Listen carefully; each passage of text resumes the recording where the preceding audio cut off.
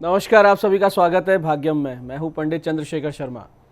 दर्शकों, सबसे पहले हम समझते हैं आज के दिन के पंचांग को, जिससे हम आज के इस दिन के अच्छे बुरे समय को समझ सके, जान सकें।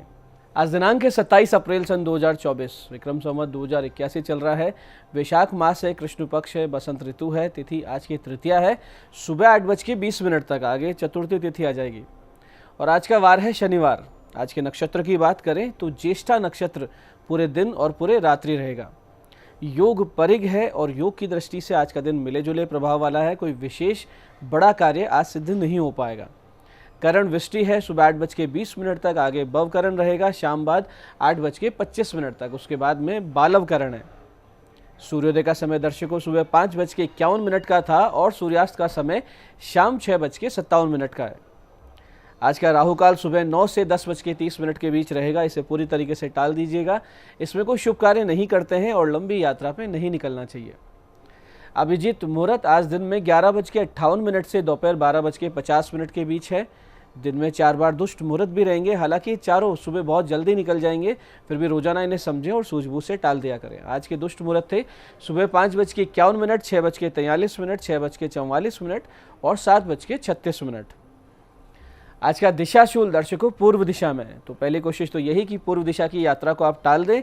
लेकिन अगर जाना बहुत जरूरी है, अनिवार्य रूप से आपको पूर्व दिशा की यात्रा करनी है, तो इसका एक छोटा सा परिहार करें। परिहार इस प्रकार होगा, पूर्व की ओर आप मुख करें, थोड़ा सा अदरक का टुकड़ा या उड़द के दाने खाकर पहले 5 कदम पीछे चलें और इस दौरान अपने हृदय में अपने इष्ट या भगवान श्री राम का ध्यान करें, उनसे प्रार्थना करें और फिर इस दिशा की यात्रा करें। यात्रा भी अच्छी रहेगी, दिशाशूल आपको परेशान नहीं करेगा। आज का शुभ समय दर्शकों, यानी आज के दिन का सदुपयोग करने का जो समय है वो है सुबह 8 बजे से लेकर 9 बजे तक, फिर दिन में 12:30 से 5 बजे तक। ये दोनों कालखंड बहुत ही अच्छे हैं बाकी पूरे दिन की अपेक्षा, तो कोई अच्छे एफर्ट्स करें इसी दौरान कीजिएगा। आज की चंद्र राशि दर्शकों वृश्चिक है, यानी चंद्रमा अपनी नीच राशि मंगल की वृश्चिक राशि से गोचर कर रहे हैं, जिससे आज के दिन सभी 12 राशियों के लिए कुछ इस प्रकार रहने वाला है। सबसे पहले बात करते हैं मेष राशि की। तो मेष राशि वालों को आज वाहन चलाने में विशेष सावधानी रखनी है और क्रोध करने से भी बचना है। वृष राशि वाले अपने जीवन साथी या प्रेमी से आज छोटी मोटी कहासुनी होने से रहेंगे परेशान। मिथुन राशि वाले शत्रु बाधा का सामना करेंगे। हालांकि आपका बिगड़ेगा कुछ भी नहीं, लेकिन कार्यों में व्यवधान अवश्य आएंगे। कर्क राशि वाले जो छात्र छात्राएं हैं भविष्य को लेकर होंगे चिंतित। तो सिंह राशि वालों को घर में अशांति झेलनी पड़ेगी और किसी जमीन वाहन की खरीद की कोशिश में है तो पुराने वाहन बिल्कुल नहीं लेने हैं। और कन्या राशि वालों को अपने भाई बहनों से मिलेगा समर्थन, आगे बढ़ने की प्रेरणा। तुला राशि वाले बोलने में रखें विशेष सावधानी। आज आपकी वजह से कोई हर्ट हो सकता है, किसी को बुरा लग सकता है। वृश्चिक राशि वाले आज अवसादग्रस्त रहेंगे और मोटिवेशन की उनको नितांत आवश्यकता रहेगी। धनु राशि वाले किसी प्रकार की प्रलोभन में आकर अपना पैसा कहीं अटका ना दें और मकर राशि वाले अपनी किसी मनोकामना को पूरी होते हुए देखेंगे। कुंभ राशि वाले भाग्य से पाएंगे कुछ रुकावटों के बाद में अच्छा सपोर्ट। और मीन राशि वाले आज आध्यात्मिक मानस बनाए रखेंगे। संभव है किसी अच्छे देवीय स्थान जाएं या किसी संत के दर्शन करने जाएं। अब करते हैं आज के दिन की ज्ञान चर्चा, जो आपकी हमारी अंतर्दृष्टि को, प्रज्ञा को जागृत करेगी। फिर आगे समझेंगे उन विशिष्ट उपायों को जो आपको समस्याओं से बाहर ले आते हैं और जीवन में सफल बना देते हैं। अंत में करेंगे आज के दिन की ज्योतिष मंत्रणा और समाधान। दर्शकों, हमारी संस्कृति के उच्च आदर्शों में करुणा, शरणागत वत्सलता और दया का बहुत ही बड़ा महत्व है। ये गुण ईश्वरीय माने गए। जैसे ही इन गुणों का चलता फिरता स्वरूप थे भगवान प्रभु श्री राम, उनके चरित्र से ही इन गुणों को सीख कर कोई भी आत्मसात कर सकता है। दया धर्म का मूल है और उस पर शास्त्र कुछ यूं कहते हैं कि न च विद्या समो बंधु, न च व्याधि समो रिपु, न चापच्य समो स्नेह, न च धर्मो दया पर है। यानी विद्या जैसा कोई बंधु नहीं है, व्याधि जैसा कोई शत्रु नहीं है, पुत्र जैसा स्नेह नहीं करता कोई, और दया से श्रेष्ठ धर्म कोई भी नहीं है। आगे शास्त्र कहते हैं कि धर्मो जीव दया तुल्यो न क्वापि जगति तले तस्मात् सर्व प्रयत्नेन कार्या जीव दया अभिंग भी। यानी कि इस दुनिया में जीव दया के तुल्य कोई भी धर्म कोई भी नहीं है, इतर इससे कोई धर्म है ही नहीं। यानी आपने सर्व प्रयत्न द्वारा जीव दया पर ही ध्यान देना चाहिए और जीव दया पर विशेष कार्य करना चाहिए। इस पर आगे शास्त्र ये भी कहते हैं कि परहित से बढ़कर कोई धर्म नहीं और किसी का बुरा करने से बुरा कोई पाप नहीं है। तो आप ये प्रयास करें अपने आचरण में कि सब पर दया करुणा बनी रहे, वात्सल्यता बनी रहे। भगवान श्री राम जैसे करुणा संपन्न थे, वैसा चरित्र वैसा आचरण हमारे जीवन में उतरे। अब बात करते हैं उन विशिष्ट उपायों पर जो सभी प्रकार की समस्याओं के समाधान बहुत ही सरलता से करते हैं और जिन्हें करके असफलता को बहुत पीछे छोड़ते हुए असफलता की ओर दृढ़ता से तेज गति से अग्रसर होते हैं। सबसे पहले बात करते हैं उनकी जिनका जन्मदिन है। तो जिनका जन्मदिन है, आप सभी आज सुबह 10:15 के बाद आटे और गुड़ से बनाई हुई 108 से ज़्यादा गोलियाँ मछलियों को खिलाकर आएँ और प्रत्येक गोली को पानी में डालते समय ओम नमो भगवते वासुदेवाय का जाप अवश्य करें। इसके बाद सूर्यास्त के बाद आप पीपल के वृक्ष के नीचे चौमुखा दीपक जला के आएँ और अपने घर के मुख्य द्वार के दोनों ओर एक इष्ट के निमित्त और एक पितृगणों के निमित्त दीपक प्रज्वलित करें। ऐसा करेंगे आने वाला पूरा वर्ष सुख शांति से बीतेगा, समृद्धि से बीतेगा, ईश्वरीय अनुकंपा से बीतेगा।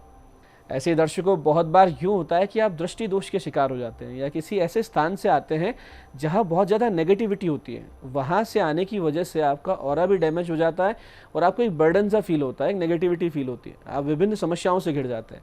ऐसी स्थिति में आप कुछ छोटे से उपाय कर लें तो इन समस्याओं से निकल आएंगे और अगर ध्यान नहीं देते हैं तो ये परेशानी धीरे धीरे पुरानी होती जाती है और फिर बड़ी समस्या हो जाती है।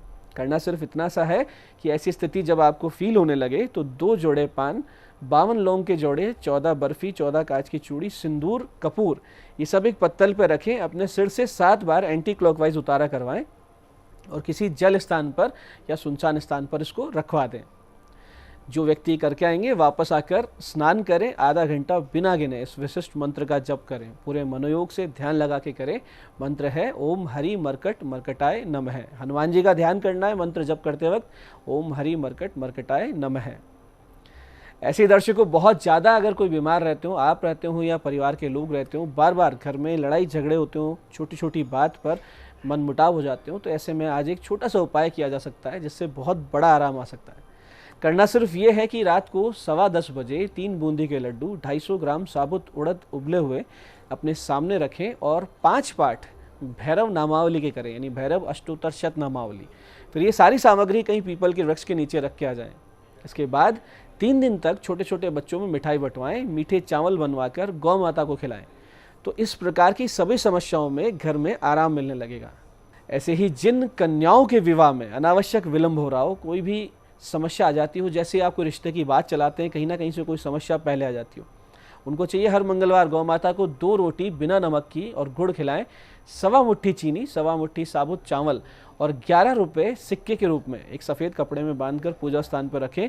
रोजाना 2 घी के दीपक जलाकर और 3 माला ओम गौरी हृदय नंदनाय विघ्न नाशाय नमः, ओम गौरी हृदय नंदनाय विघ्न नाशाय नमः की करती रहें। बहुत ही शीघ्रता से विवाह तय होगा, कार्य सिद्ध हो जाए। तो ये जो सामग्री है ये किसी नदी में प्रवाहित कर दें।